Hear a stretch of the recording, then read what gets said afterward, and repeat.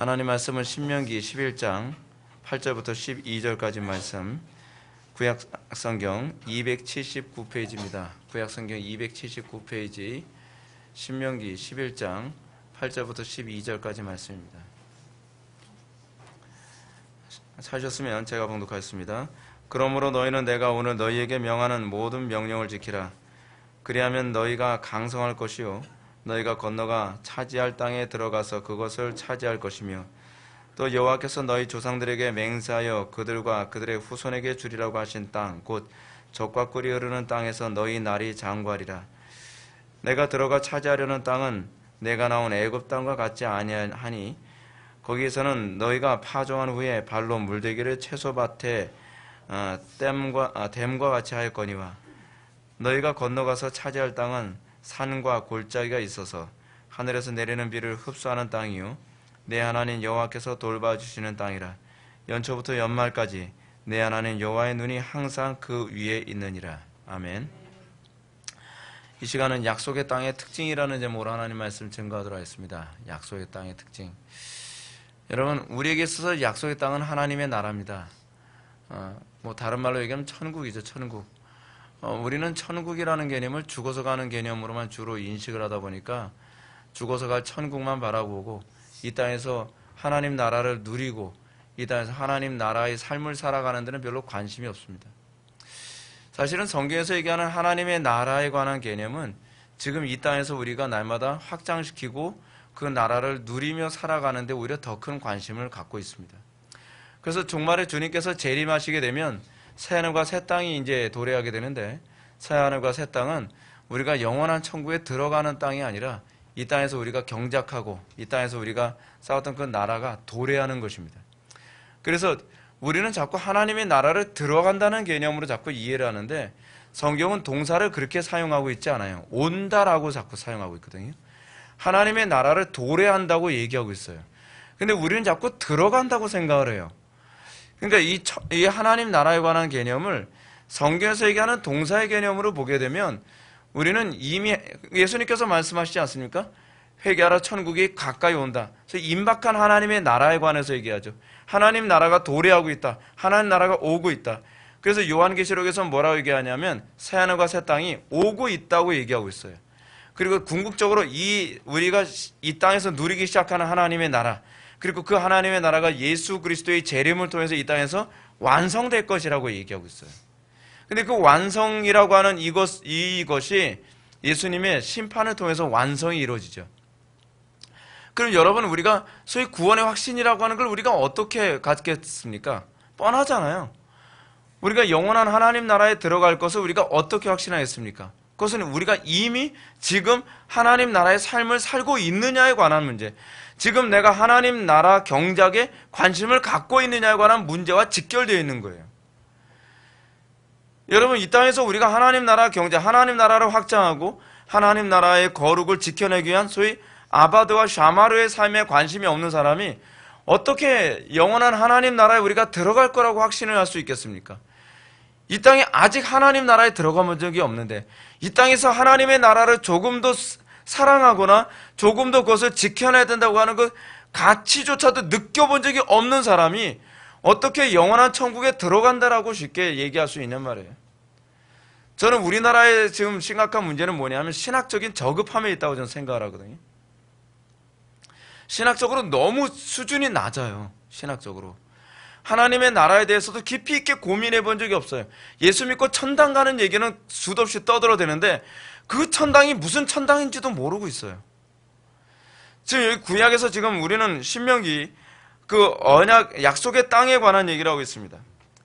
지금 약속의 땅에 관해서 뭐라고 얘기하냐면 그러므로 너희는 8절 내가 오늘 너희에게 명하는 모든 명령을 지키라. 그래야면 너희가 강성할 것이요 너희가 건너가서 차지할 땅에 들어가서 그것을 차지할 것이요. 여러분, 이 개념이 여러분 어디서 나온 개념? 이 개념을 신약에서 누가 얘기한 개념인지 아십니까? 세례 요한이 얘기하는 개념이에요. 하나님의 나라는 뭐하고 있어요? 침노하고 있대요. 침노로 당하나니. 여기서 지금 그렇게 얘기하고 있잖아요. 하나님의 나라가 어떻게 해요? 그 약속의 땅은 어떻게 해요? 너희가 건너가 차지할 땅이요.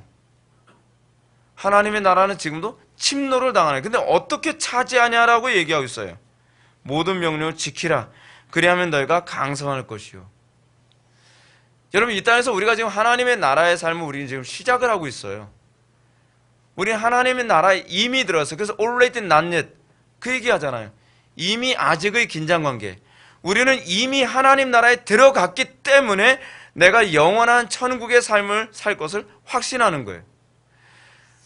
아직 하나님의 나라에 들어가, 하나님의 나라, 하나님의 통치를 전혀 경험해보지 못하고 그 나라를 위해서 목숨 걸고 싸워본 적이 없는데, 그 하나님의 나라를 소중히 여겨본 적이 없는데, 영원한 천국에 들어가는 것만 소중히 여기지, 이 땅에서 하나님의 나라가 짓밟히고 이 땅에 하나님의 나라가 끊임없이 그 훼손을 당하고 있는 데 대해서 관심이 없는 인간이 어떻게 영원한 천국에 들어간다고 확신하냐 말이에요.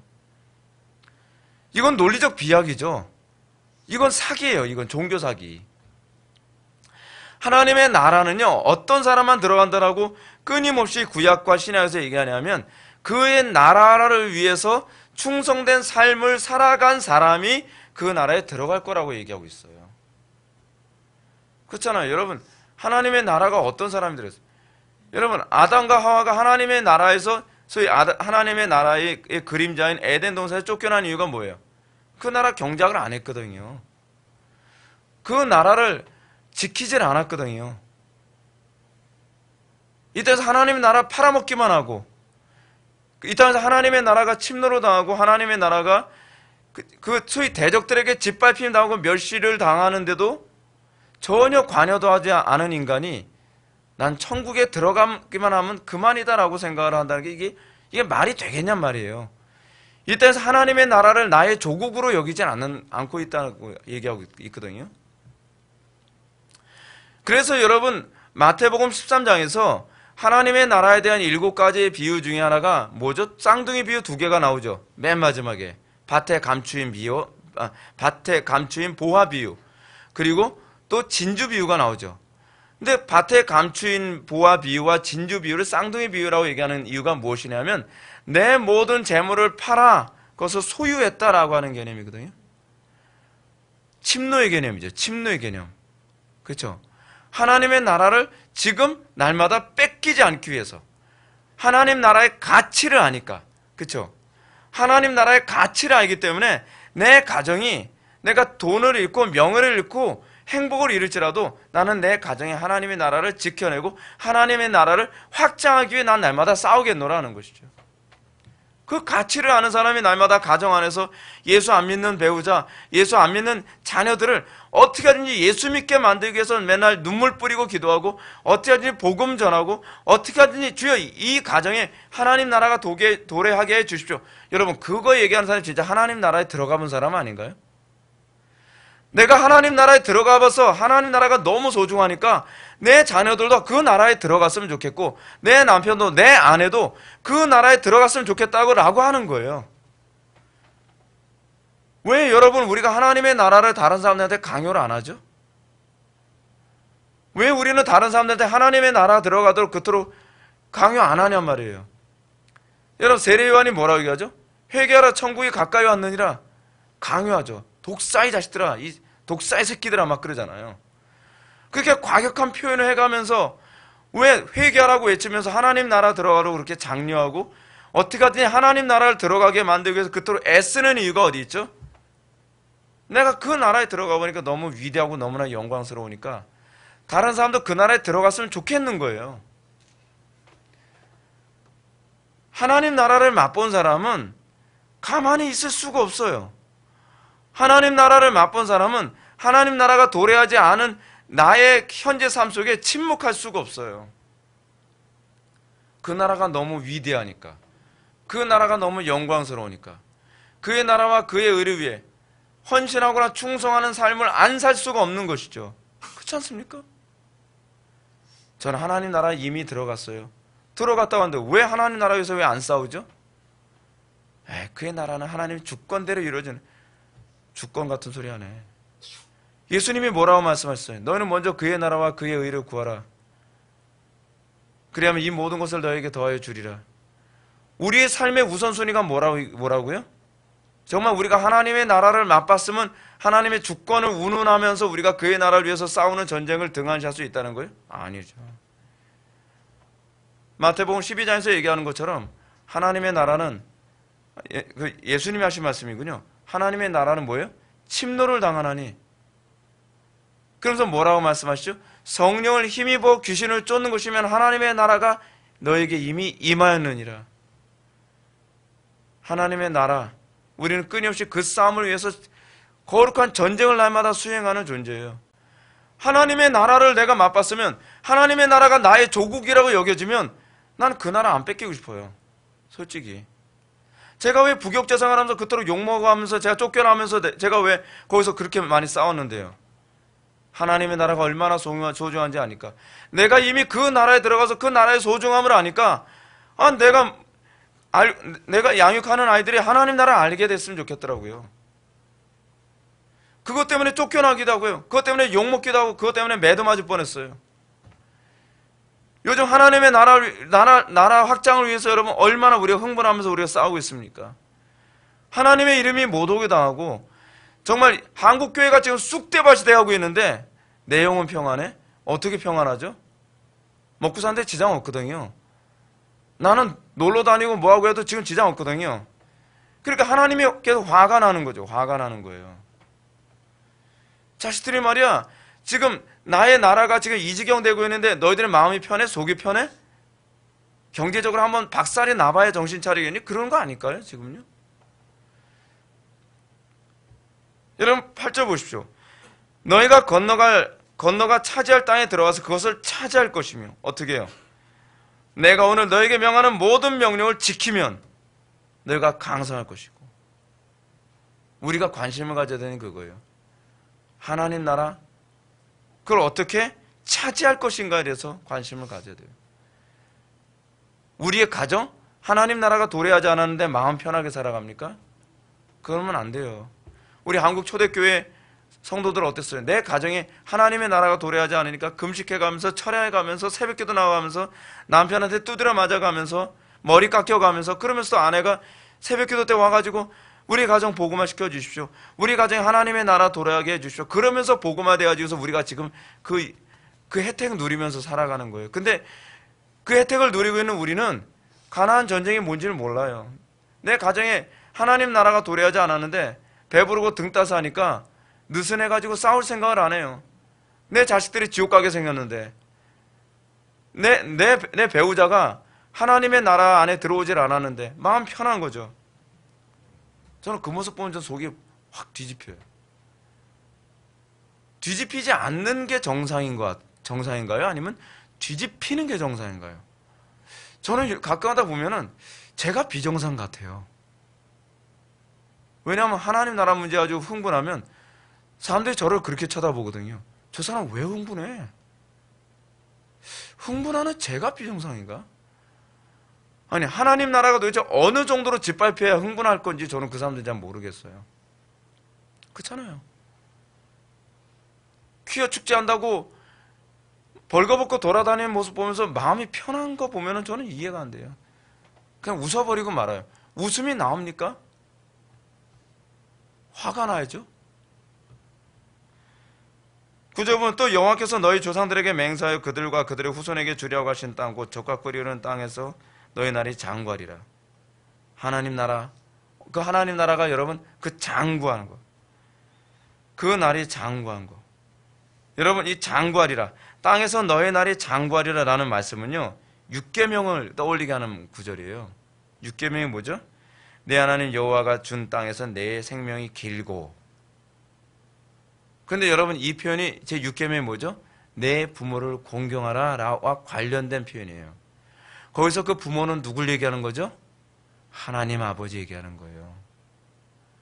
하나님 아버지를 공경하면 그 가나안 땅에서 너희의 생명이 길고 라고 얘기하는 거예요.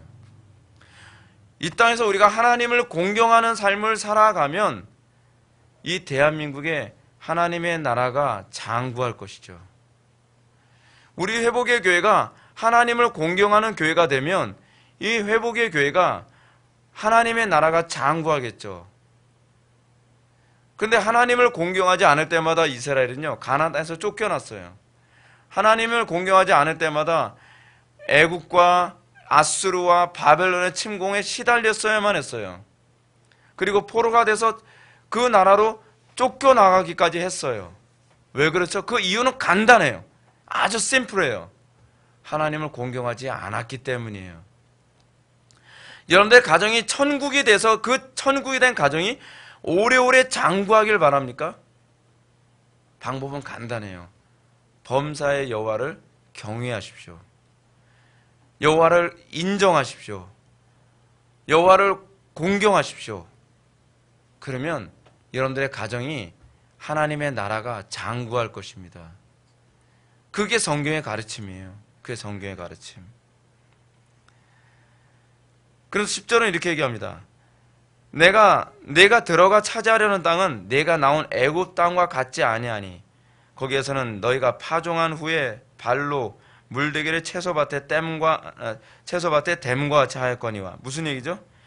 1차적으로는 우리가 애굽 생활을 염두에 둬야만 합니다. 여러분, 애굽에서 이스라엘 백성들 어떻게 살았죠? 종살이 했잖아요. 노예 생활했잖아요.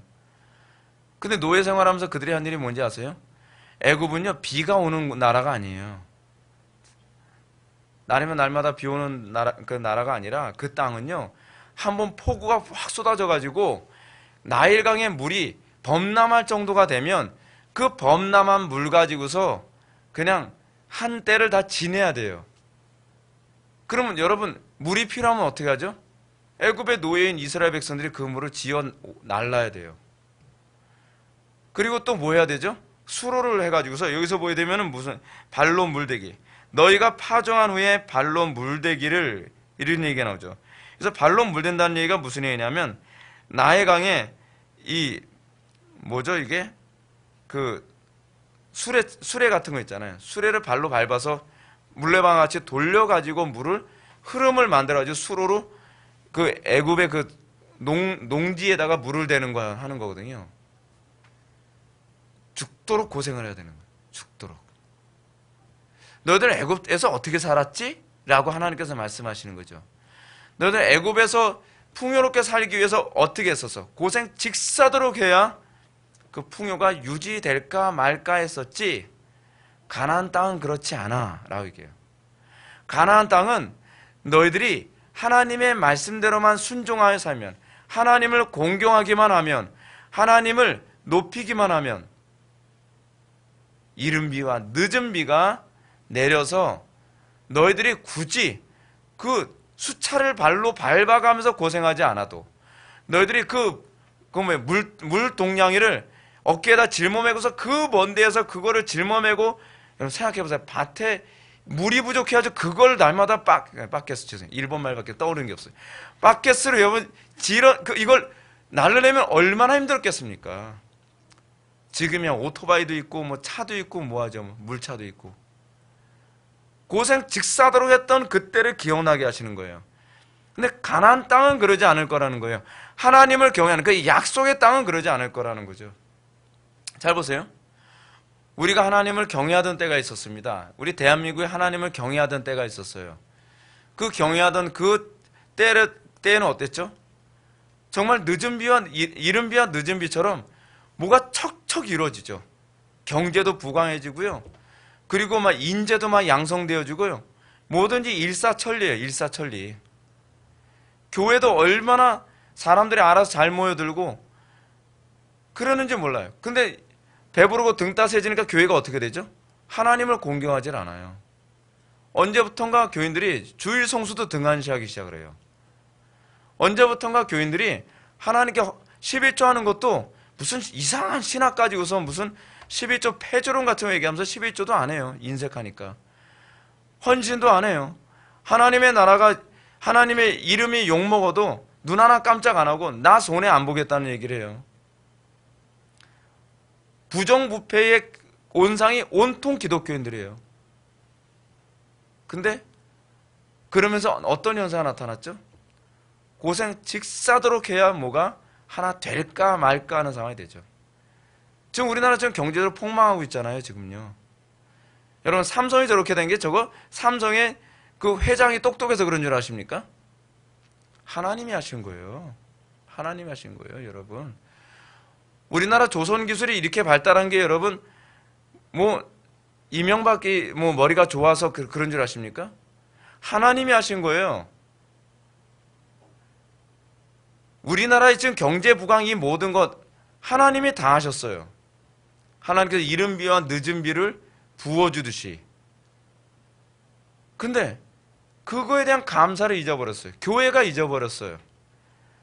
하나님의 이름을 모독하고, 그리고 하나님보다는 돈이 먼저고, 하나님보다는 성공이 먼저고, 하나님보다는 행복이 먼저인 거예요. 하나님이 해줄 수 있는 게 뭐가 있어? 그 결과 우리는 어떻게 됐죠? 우리가 죽도록 고생하면서도 우리는 밑빠진 독에 물붓기 같은 세상이 돼버리고 말았죠. 그럼 우리가 지금 돌아와야 될 게 뭐예요? 우리가 해야 될 게 뭐예요? 하나님께로 돌아오는 거예요. 하나님 공경하는 자리로 돌아오는 거예요. 그럼 살 길이 열린다는 거죠. 살 길이 없는 게 아니에요, 지금요. 하나님께로 돌아와야 돼요. 여러분들이 하나님 나라 경작하는 그 제사장의 자리로 돌아와야 돼요. 여러분들이 직무가 뭐예요? 여러분들이 뭐 위해서 사는 존재예요? 정체성을 분명히 하세요. 가정주부는 뭐 하는 게 가정주부입니까? 살림하는 거예요? 아니에요. 그것에 하나님 나라 경작하라고 부른 거예요. 하나님 나라 경작하라고 가정주부라고 하는 제사장 직분 주신 거예요. 거기서 뭐 해야 되죠? 내 가정이 더 온전히 하나님을 섬기는 가정이 되게 하기 위해서 거기서 경작하고, 그리고 부정이 들어오지 않도록, 아이들이 부정에 빠지지 않도록 경건하게 살아가도록 지키는 것과 샤마르와, 그리고 이 아이들이 통해서 하나님의 나라가 더 확산되도록 아바드, 예배자로 살아가도록, 경작자로 살아가도록 그 일을 하는 거예요. 남편이 그 일을 잘하도록. 남편들은 뭐 하는 거예요? 직장에서 돈 버는? 아니에요. 직장은 사역지예요, 사역지. 거기서 하나님 나라 확장하라고 여러분 그 장소에 여러분 직장 보내신 거예요. 입에 풀칠하라고 보낸 것이 아니라 그곳에 여러분들을 통해서 하나님께서 하나님 나라 확장하라고 보내신 거예요. 그게 하나님 나라 들어간 사람에게 나타나는 일이니까요. 바울이 뭐라고 했죠? 군사로 다니는 자마다 자기 일에 얽매이지 아니하나니. 그리스도인이 뭐라고요? 하나님 나라 군사로 부름받은 존재라고 얘기하고 있어요. 거기서 하나님 나라 군사로 싸우라고 우리에게 그 직장 보내셨고, 하나님 나라 군사로 싸우라고 캠퍼스 보내시고, 하나님 나라 군사로 싸우라고 특정한 가정에 보내신 거예요. 하나님 나라 군사로 싸우라고 저 목사 세우신 거예요.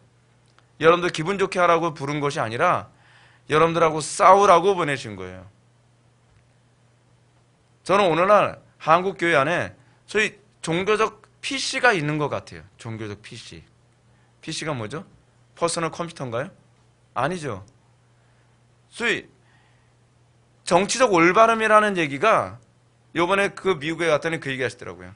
목사님, 정치적 올바름이라는 말을요 좀 더 정확하게 번역하면 뭔지 아십니까? 뭔데요? 그랬더니 정치적 올바름이란 소위 국민들이 듣기 싫어하는 소리 하지 말자는 운동입니다. 그거예요. 그렇잖아요. 유색인종들이 듣기 싫어하는 소리 하지 말라는 거예요. 해야 되는 얘기가 있는데 유색인종들이 듣기 싫어하면 하지 말자. 동성애자들이 듣기 싫어하는 소리 하지 말자. 무슬림들이 싫어하는 소리 하지 말자. 근데 교회 안에서도 PC가 있어요. 목회자들이 어떻게 하죠? 교인들이 듣기 싫어하는 소리 하지 말자. 교회 안에 자살한 사람의 가족들이 있는데 그 사람들이 있으면 자살에 관해서 설교하지 말자. 11조 불편한 사람 있으면 11조에 대해서 말하지 말자. 이혼한 사람 있으면 이혼에 대해서 얘기하지 말자. 그렇잖아요. 교인들 중에서 특정한 죄를 짓고 있는 사람 있으면 그런 얘기 하지 말자. 이게 교회 안에 있는 퍼스널 컴퓨터 아닌가요? PC? 정치적 올바름. 얼마나 요즘 강단 설교가 정치적인지 아세요?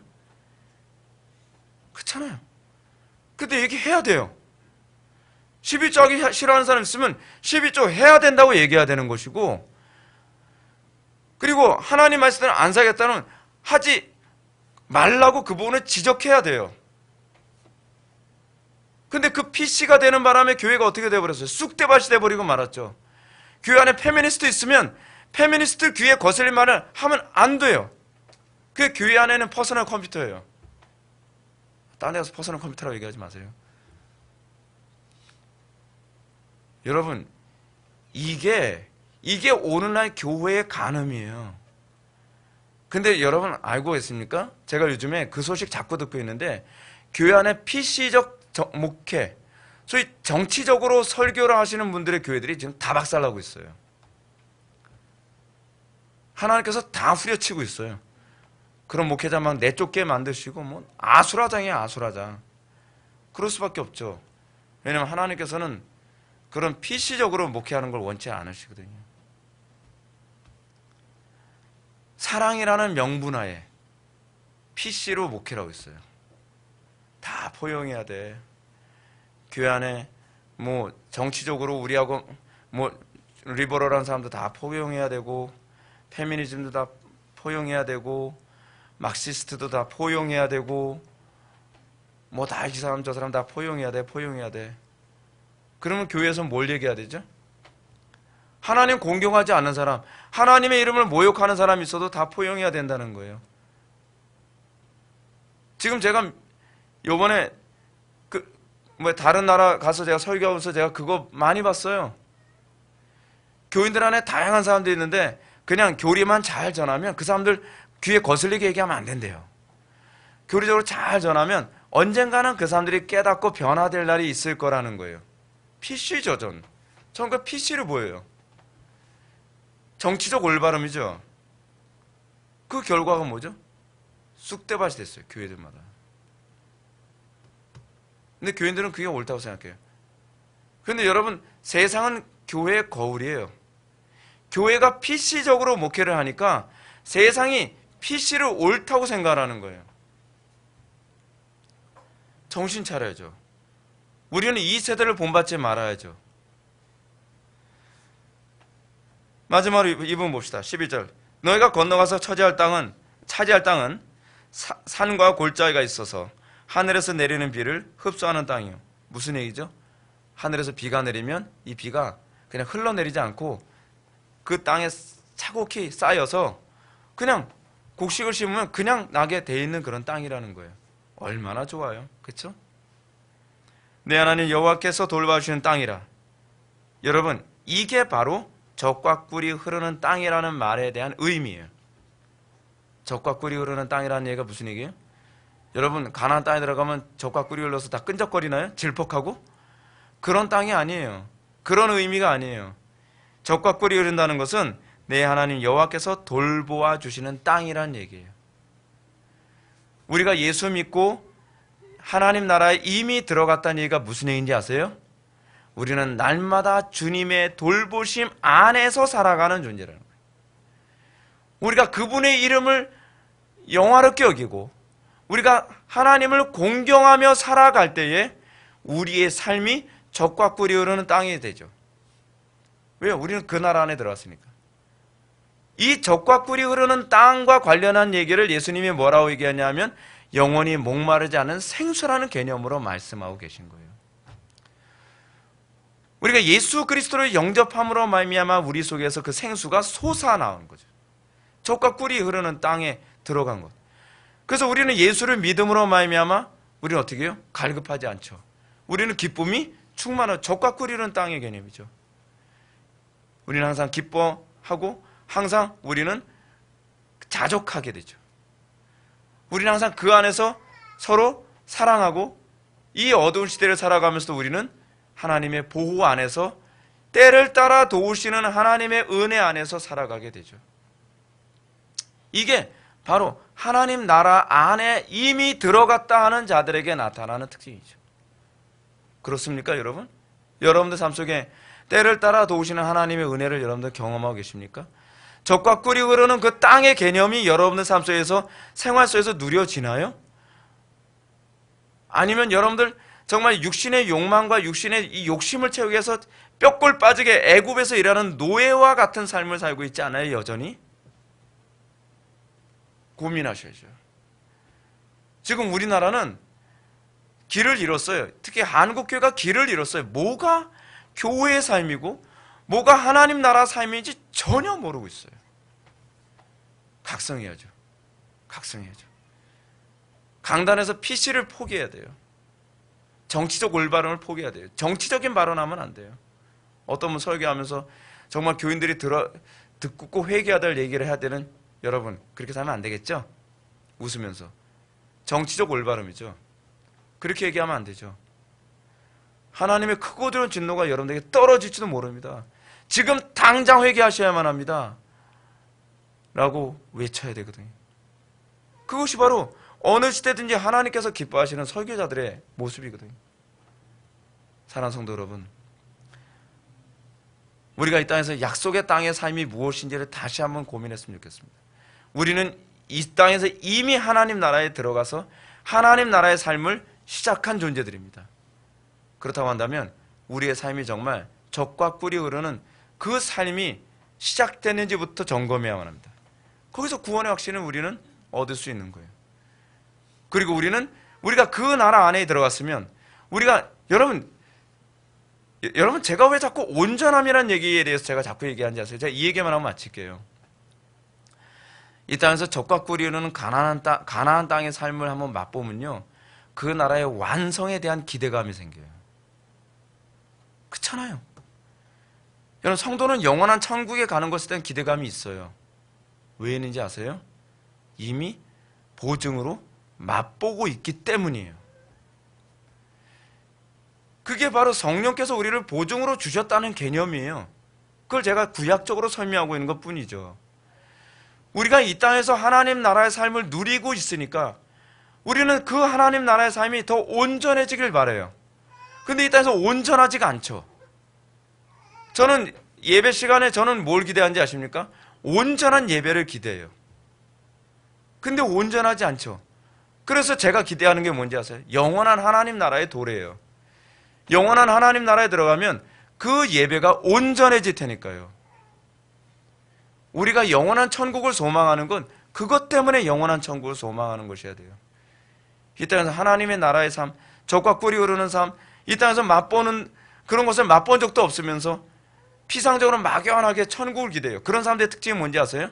천국을 무슨 환타가 흐르고 무슨 과자로 지은 집에다가 무슨 초콜릿으로 만든 황금길 어쩌고저쩌고 63빌딩 어쩌고저쩌고 그런 소리 하는 거예요.